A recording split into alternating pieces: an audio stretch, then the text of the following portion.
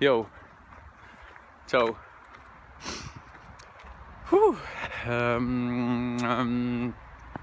Mõjutamise, mõjustamise, veenmise relvad, printsiip. Mul on siin siuke väike trepp, mida ma tavaliselt suure ralliga alla jooksen siit mäest. Täna ma ei jookse, mis ma ikka kogu aeg hingeldan. Et siis mõjustamise relvad, 4. printsiip, nappus, puudus, vähesus. Seda kasutatakse jälle nagu igal pool ja eriti just jälle müügis. Ja räige nagu hoo on see saanud sisse eriti nagu interneti müügimaastikus ehk siis interneti turustuses. Et seda tegelikult näeb igal pool. Et üks asi, mida nagu kogu nagu seda mõjustamise, veenmise nagu printsiipe kasutatakse nagu ühes pikas terves rajas. Põhimõtteliselt on selle asja nimi nagu müügilehter. Et näeme tihtipeale neid reklaame internetis, et tule liitu tasuta mis iganes ühepäevane treening või tasuta webinar või tasuta 7-päevane treening või midagi sellist. Ehk siis seal on nagu vastavuse printsiip, et sulle antakse kingitus, nii-öelda tasuta mingi asi ja pärast sa tunned kohustust osta, sest sa said tegelikult midagi ja sa õppisid midagi. Ja siis, et tule liitu kohe, sest kohtade arv on piiratud, kuigi tegelikult nagu enamus sellest materjalist on juba interneti nii-öelda üles laetud. Ja siin on siis nagu pandud see kellakene jooksma, et nüüd a la tunni aja pärast. See ongi see nappus. Ehk siis inimestel tekib hirm ilma jääda ja siis nad liituvad. Ja kuna nad on juba nagu tasuta saanud, siis neil on nagu see teine printsiip ka töötab. Et ma pean ju kindlasti nagu minema sinna. Ja siis on ka nagu see kohustus või pühendumus nagu jääda endale kindlaks. Et kõiki neid asju kasutatakse nagu korraga. Aga kui sa oled nagu teadlik, oled neid asju uurinud, siis on see läbinähtav. Minu jaoks on see näiteks juba hästi läbinähtav, nagu mind enam nii kergesti nagu kinni ei saa. Või siis sa pead pakkuma mulle midagi väga väärtuslikku nagu. Et ma nagu kaasa läheks. Fear of missing out, siis on see inglise keeles FOMO. Hirm ilma jääda. Seda kasutatakse igal pool ka nagu mingi füüsiliselt, müüakse näiteks autosid või pesumasinaid. Et almost sold out. Kohe on otsas. Viimased tooted on veel jäänud. 10 viimast toodet on veel jäänud. Ja inimestel tekib kohe nagu see nappuse printsiip lööb tööle, et oh shit, ma äkki nüüd jään ilma. Ja siis ta läheb ja võtab ja ostab ja kogu aeg nagu müügiprotsendid sellega nagu tõusevad. Et see on väga võimas üldse nagu need sellised veenmise, mõjutamise, mõjustamise, kuidas iganes keegi nagu mugavamalt tunneb. Nende nagu printsiipe kasutatakse nagu meeletult tegelikult 24/7 meie ümbruses ja füüsilises elus kui virtuaalses elus. Ja enamus inimesi lihtsalt ei ole nendest teadlikud. Sest miks ma peaks nagu õppima üldse või uurima mingi turustamise kohta, kui ma üldse ala sellega ei tegele, et ma käin tööl, ma olen tööinimene. Ja kõige rohkem alati just neid tavalisi tööinimesi ära kasutatakse sellepärast, et nad lihtsalt ei tea neid asju. Ja sellepärast mina nii-öelda siis neid asju nagu avalikustan ja ütlen, et sellised asjad on nagu käimas ja et nagu hoidke silmad-kõrvad lahti, pange tähele, mis toimub teie ümber. Aitan teil teisipidi jällegi jõuda nagu lähemale enda sellele vaimsele poolele. Et sa oleksid rohkem kohal ja tähelepanelik sellest, mis sinu ümber toimub. Et see hingelisus, vaimsus, see kõik saab alati ikkagi alguse iseendast, enda tundma õppimisest. Ja need psühholoogilised nagu veenmise, mõjutamise relvad, printsiibid on ideaalsed, kuidas sa saaksid nagu ennast paremini tundma õppida ja vajadusel ka siis nagu kasutada enda kasuks.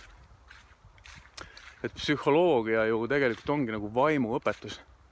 Me õpetame enda vaimu või me õpime enda vaimu tundma, enda oma. Alati kõigepealt endaga tuleb tegeleda kui teistega. Et kui sa oled endaga piisavalt tegelenud, siis järsku on sul selja taga järjekorras inimesi, kes kõik tahavad sinu nõuandeid kuulda saada, sinuga koos töötada. Ja siis on väga hea koht, kus kasutada nappuse printsiipi. Et sorry, hetkel mul ei ole aega, see nädal mul ei ole aega, see kuu mul ei ole aega, sest et kohad on juba täis, mu aeg on kõik kinni pandud. Ja siis tekib inimestel nagu see suurem vajadus. No fuck, aga ma ju tahan. Hästi minev kaup, vaata. Olen jälle siin ilusas sügises. Lahe, siin ei peagi jooksma. Teen lihtsalt selle tiiru ära. Siin on nagu nii palju neid mägesid ja tõuse ja languseid, et saab südame ilusti puperdama ja kõik lihased soojaks. Et suurepärane. Ja nagu näha, mu mõte jookseb ka paremini, kui ma ei ole jooksnud. Olen rohkem nagu kohal siin, mitte ei ole nagu lasnud kehal üle võtta nii palju ja enda ajul üle võtta nii palju, vaid ma teadlikult suunan nagu, lasen sellel mõttevool nagu vabamalt tulla. Nii et siis nappus. Ja seda eriti praegu, kuna enamus maailma on ikkagi surutud internetti, siis kogu see interneti turustusteemaga on täie pasaga nagu tõusu teel. Ja sellepärast mina ise ka nagu seda õpin. Et ma näen selles nagu lihtsalt viisi elatist teenida ja lihtsalt viisi nagu inimesi aidata. Ja sellepärast ma seda kõike nagu teengi. Et see on osaliselt nagu minu sellest õppeprogrammist ka nagu kaasas siis neid tarkuseid erinevaid. Nii et see oli siis 4. printsiip. Nappuse, puuduse, väheduse printsiip. Scarcity on see siis inglise keeles. Ja kuna enamus inimesi, ikkagi ala 95% inimestest on nii öelda selles karjamentaliteedis ja nii öelda selles nagu lambakarjas. Ma ei ütle seda nagu solvavalt. Ma toongi esile nagu reaalselt, mis toimub. Siis seda nappust, puudust või nii-öelda puudusteadvust on nii palju ja eriti just ala minu ealiste inimeste seas. Inimesed, kes on sündinud, ütleme seal 60-ndatel, 70-ndatel, 80-ndatel, me oleme reaalselt nagu sündinud puudusteadvusesse. Et hetkel hakkab juba nagu küllusteadvus üle võtma inimesed, kes on sündinud nagu 90-ndatel ja milleenialased, nendel enam nagu nii seda puudusteadvust ei ole. Aga nii-öelda inimesed, kes on siis 40 üle, 35 üle, 30 üle, meil on kõigil selle puudusteadvusega täiega nagu tegemist. Ja seda nii-öelda nappuse printsiipi on ülilihtne meie peal ära kasutada, sest me tuleme puudusteadvusest. Me ei ela veel nagu küllusteadvuses. Kuigi me teadlikult sinna poole trügime, mina isiklikult nagu täiega olen ikka külluses, vaadake, kui palju lehti ja kollased maas on. Küllust! Tarkust voolab ojadena kuradi 24/7 minu ellu. Küllus! Ilm on ilus, küllus. Tuju on hea, tunded on head, emotsioonid on head, täielik küllus. toit on tervislikust toidust, küllus. Subscribereid tuleb järjest juurde, küllus! Yes! Ja siinkohal jälle tõstan ülesse enda playlisti, sest ma olen saanud nii palju head tagasisidet. Küllusteadvuse avastamine ja uurimine 21 päeva. Et ma räägin nagu päris põhjalikult ka seal veitsa nagu energiatest ja sellistest teadvuse seisudest, olekutest, et ma soovitan selle läbi teha kõigil. Ja see on ainult 21 päeva. No tegelikult on 25 videot nagu kokku, aga see on nagu 21 päeva. Ja sa saad sellega ise endale tõestada enda nagu distsiplineeritust.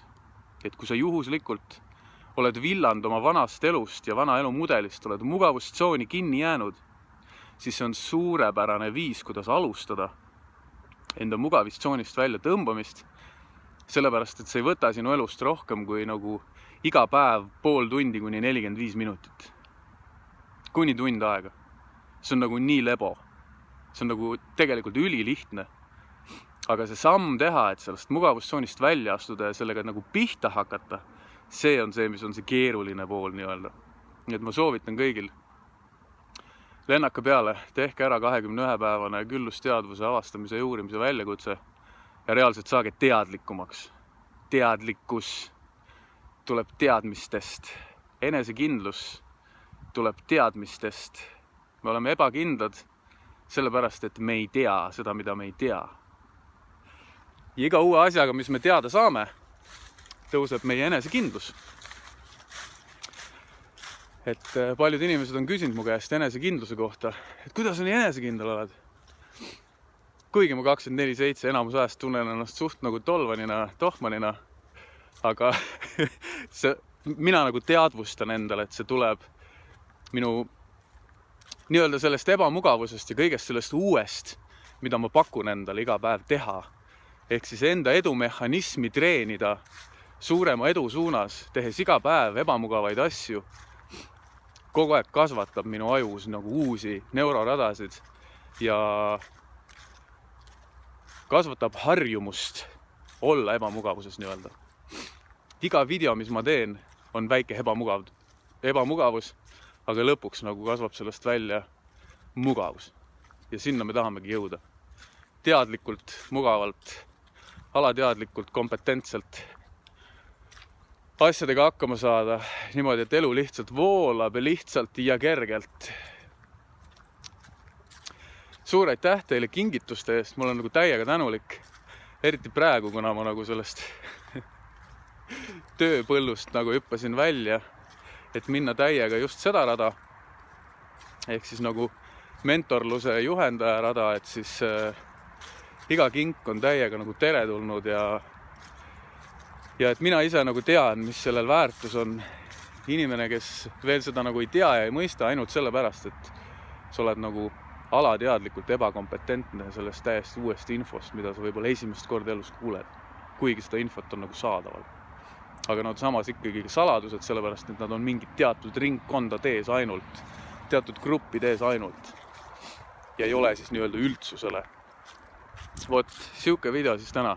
Nappuse printsiip, kuidas inimesi mõjutada ja veenda sellega. Tšau, suur aitäh vaatamast ja peace out järgmise videoni.